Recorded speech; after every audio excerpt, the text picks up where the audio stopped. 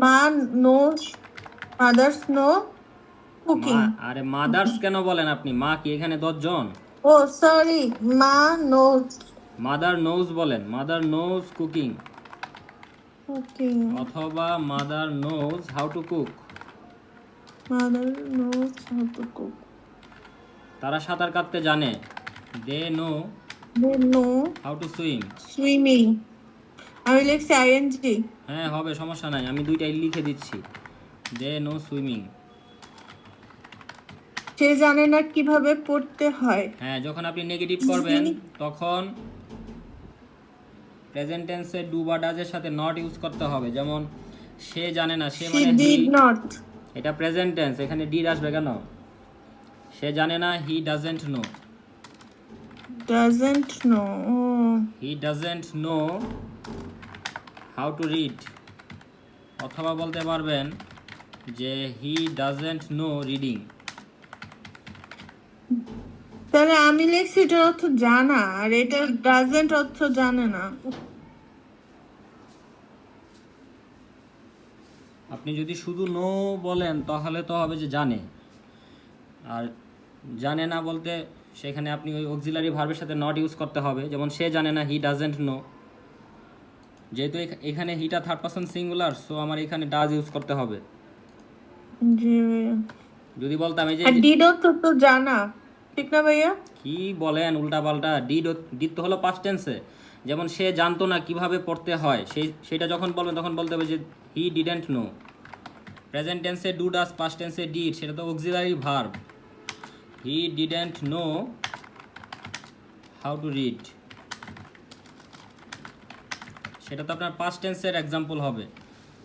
যেমন সে জানে, এখানে যে জানে বর্তমানে জানে, এই কারণে হি ডাজেন্ট নো। যেমন সে জানে না, এটা হলো বর্তমান, এই কারণে হি ডাজেন্ট নো। আর এখানে যদি আমি একটা বাংলা বলি যে সে জানতো না কিভাবে পড়তে হয়, তখন সেখানে ইংলিশটা হবে যে হি ডিডেন্ট নো। বুঝতে পারছেন? হ্যালো, বুঝছেন? জি ভাইয়া বুঝছি। কি যে বুঝছেন? তাহলে তারা জানে না কিভাবে পড়তে হয়। দে ওইটা পরে পরে ওইটা পরে, আগে এইটাকে মানে এটা ক্লিয়ার করেন। এই ডু ডাজ ডিড সেটা আপনি বুঝছেন কিনা, ডিডেরটা বুঝছেন? জি ভাইয়া প্রেজেন্ট। একটা বুঝলে তো আপনি সবগুলাই বুঝবেন। ডিড আবার প্রেজেন্ট হয় কিভাবে? ডিড তো পাস্ট টেন্স। যেমন আপনি যদি বলেন যে আমি জানতাম না, তখন বলতে হবে যে I didn't know. I didn't know how to swim. আমি জানতাম না কিভাবে সাঁতার কাটতে হয়। তারা জানতো না, দে ডিডেন্ট নো। পাস্ট টেন্সে হবে অক্সিলারি ভার্ব ডিড। প্রেজেন্ট টেন্সে যেখানে ডু ডাজ হয়, পাস্ট টেন্সে ডিড হয়। ডিড মানে জানা, এটা তো মানে বললে মানুষ হাসবে, জানা মানে তো নো। আবার এই নো এর পাস্ট ফর্ম হলো নিউ। আপনি যখন সিম্পল সেন্টেন্সে বলবেন তখন এই পাস্ট টেন্সে নো এর জায়গায় নিউ হবে। যেমন আমি জানতাম কিভাবে সাঁতার কাটতে হয়, সিম্পল সেন্টেন্স, তখন বলতে হবে যে I knew how to swim. এটা হলো পাস্ট ইনডিফিনিট টেন্সের একটা সিম্পল সেন্টেন্স। যেমন আমি জানতাম কিভাবে সাঁতার কাটতে হয়, আই নিউ। যেহেতু অতীতে আমি জানতাম, সো এখানে এই যে নো এর পাস্ট ফর্ম দিতে হবে নিউ। আবার পাস্ট টেন্সে যখন আমি নেগেটিভ করব, তখন পাস্ট টেন্সের অক্সিলারি ভার্ব নিয়ে আসতে হবে। সেখানে তো ডু ডাজ হবে না, পাস্ট টেন্সের অক্সিলারি ভার্ব হলো ডিড। বুঝতে পারছেন? জি ভাইয়া। এখন আসেন নিচেরটায়। যেমন তারা জানে না কিভাবে পড়তে হয়, তাহলে তারা মানে দে, তারা জানে না, এটা বর্তমানে কথা বলতেছে, সো এখানে ডু অথবা ডাজ হবে। দে ডোন্ট নো, তারা জানে না। হাউ টু টিচ, কিভাবে পড়াতে হয়। টিচ মানে পড়ানো, রিড মানে নিজে পড়া। যে they don't know how to teach, তারা জানে না কিভাবে পড়াতে হয়, এই সেন্টেন্সটাকে যদি আপনি পাস্ট টেন্সে ট্রান্সলেট করেন তখন বলতে হবে যে দে ডিডেন্ট নো, তারা জানতো না হাউ টু টিচ, তারা জানতো না কিভাবে পড়াতে হয়।